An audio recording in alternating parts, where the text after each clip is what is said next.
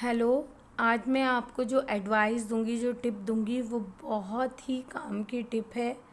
जब भी मौसम बदलता है, जुकाम एक ऐसी बीमारी है जो बच्चा हो, बूढ़ा हो, जवान हो, सबको छूकर निकलता है। तो उसी जुकाम से बचने की दवाई मैं आपको बताऊंगी।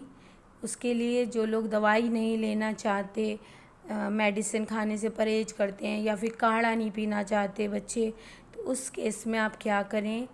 आपको बताशे जो होते हैं, जो चीनी के गोले होते हैं वाइट कलर के, उनको अगर बच्चे हैं तो 5 बताशे और बड़े हैं तो 7 या 11 बताशे लेकर रात को आप खाकर, उनको पूरे पूरे साबुत होने चाहिए, रात को खाकर सो जाइए चादर ओढ़कर।